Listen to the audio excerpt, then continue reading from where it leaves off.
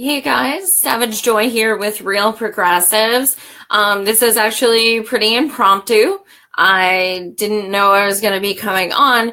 However, I have been getting text messages and phone calls and messages, IMs, emails, everything all day because Levy, Bernie's son, stated that he is considering a run in 2020.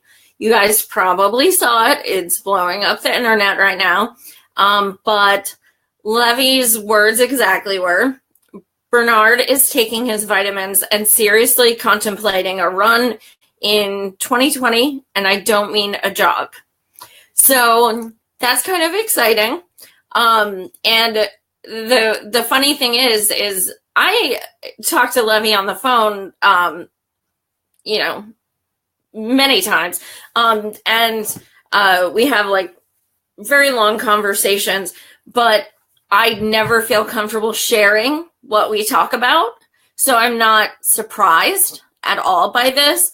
But him and Larry, Bernie's brother, Larry, are the only people that call him Bernard. So after seeing Bernie 6 times, I shouted Bernard, and that's how I actually got to finally meet him. I digress. So something I'm seeing a lot tonight, and something people are texting me and calling me and saying are the words, it's a sure thing. It's definitely a sure thing. That is, there's no such thing as a sure thing. I mean, lack of sounding trite, not so much. Don't. It's not a sure thing. It's not. It wasn't a sure thing before, and it's not now. Let's just leave out the DNC pieces of shit and the cheating and all that bullshit. Let's just put that aside. I'm going to discuss a few reasons why I think we shouldn't say that as well. So, you know how you look online, and especially on social media, take a look around. Hatred for him. Just pure hatred. Why? I don't know. He's the only person fighting for us. I don't see anyone else, drafting laws and legislations and standing, in Congress and combating Donald Trump one-on-one. And Donald Trump, cries in a fetal position like a wimp, and doesn't step back to Bernie. Like, I don't agree with Bern on everything. I don't. And a lot of us don't. But if you guys can tell me someone else who is fighting as much as him or more than him, hey, bring it. So why he gets so much hate and not just, if you want to criticize his policies, as I said, I don't agree with him on everything. So that's totally cool. But when people are literally going ape shit crazy because he's wearing a freaking jacket that his son gave him for a gift, and, this is the kind of shit he's being attacked on. And no, Greg, I've met Tulsi. I love her, but no, she does not do as much as Bernie. Bernie is 24/7. So we need to put things into perspective. So anyway, I digress. But what it comes down to is that man's fighting for us. He's the only person acting presidential, and he's the only person who's still bringing that shit to the Senate floor all the fucking time. The problem is we see the way that Bernie is being attacked right now. He is technically running for Senate again because, he has to. He doesn't really talk about it a lot because, hopefully, he's going to get it. He's been rocking it for how long? So he doesn't necessarily talk about that a lot. Now, the thing that's, puzzling to me is because Bernie, in pretty much every interview since, a year ago, he has said repeatedly, don't talk to me about 2020. I want to focus on 2018. I purposely have not asked any of my candidates who come on my show, who do you want 2020? Because I was trying to respect him and, acknowledge the fact that he is right. We should be focusing on the primaries coming up and everything like that, and then start talking about the presidential campaigns. Because, quite honestly, it is premature right now. The sooner you're announced, the sooner people are going to absolutely try to destroy you. But I felt like I needed to make a video because when people are saying it's a sure thing, I just want to bring people back to the way things were versus how they are now.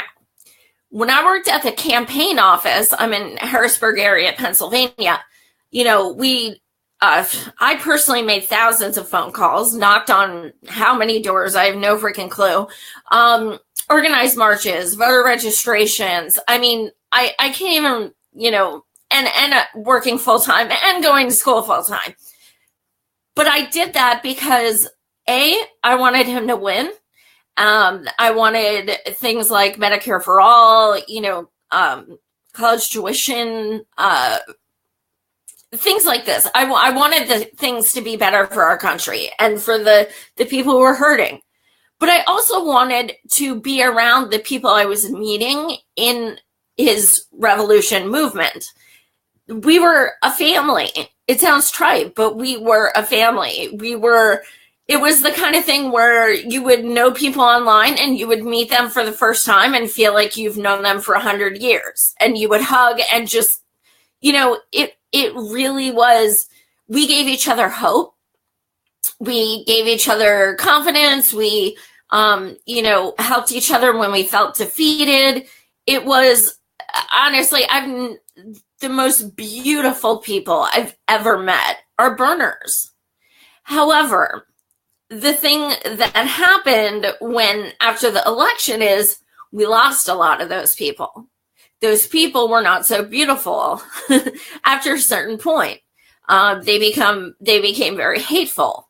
And, they either became Hillary supporters or like diehard, green or whatever.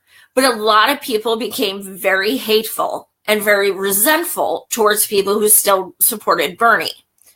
So my point about that is that when it comes down to it, it's not a sure thing simply because we don't have the numbers we did. We don't have millions of people, who just fought tooth and nail. We don't have that anymore. Now, I've seen him 6 times. Yes, he can still wrap lines around buildings. There is no question. It's probably going to happen forever. As far as campaigning, it's going to be a huge, huge task. We can't be complacent. We can't say it's a sure thing. It's not. Millions of us have Dem exited, myself included. Now, a lot of us are in closed primary states. We know how the DNC likes to, fuck up our voter registrations and be complete shills and assholes and stifle our votes. So unless we get open primaries in 2 years, which doesn't seem likely, we are going to have to kick ass 10 times harder, get so many more people registered, get so many more people volunteering, try to talk to these people who are saying, I will never vote Dem again, even if it's Byrne, even though I love him and I support him. We can't be convinced that this is a sure thing. It's not. It was he would have whooped Trump's ass. He would have whooped his ass. I feel like he should just run Republican and say, fuck you and your super delegates, fuck you and your shill. I'm running against Donald Trump because I know I can whoop his ass. And then we'll have President Bernie and everyone will live happily ever after. But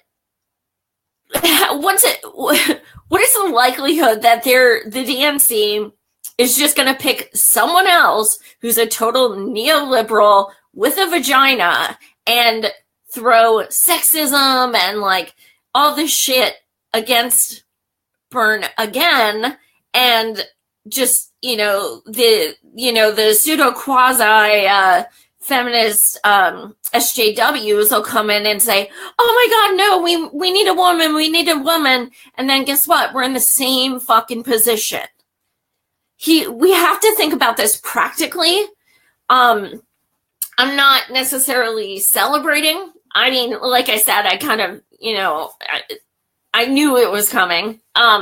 So although Byrne didn't say it himself, I think his son saying it is, kind of means something.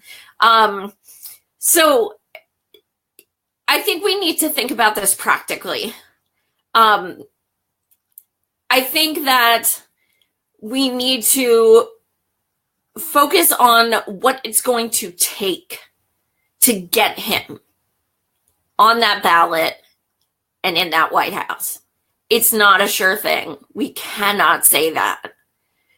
So instead of, talking about how it's inevitable, we need to think strategically.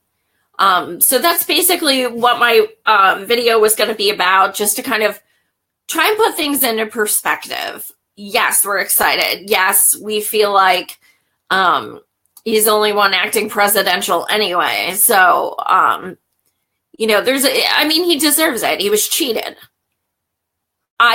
Greg, that's the problem I have. I believe if he went as an independent, we would win. I do not doubt that. I am hoping that he changes his mind and he does that, and I will rest easier. But it looks like, and I see your comments. Like, I'm right there with you. I am so there with you. And it sucks. This man took on a machine by himself. And then they were so terrified that they rigged it against him. And he still hasn't stopped fighting. That's a fucking warrior. So, yes, I will still do all of those things. I will bust my ass for him again. I don't care. I'll do whatever it takes. But I have to be realistic for my sanity, and I want you guys to as well.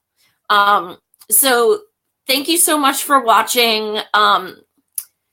And tomorrow night, I have a woman running for Senate in Texas. Her name is Lindsay Fagan. And as always, my shows are still going to be Monday, Wednesday, Friday, 9 p.m. Eastern, at least 3 candidates a week. So thank you guys so much for watching. Feel free to share and have a good night.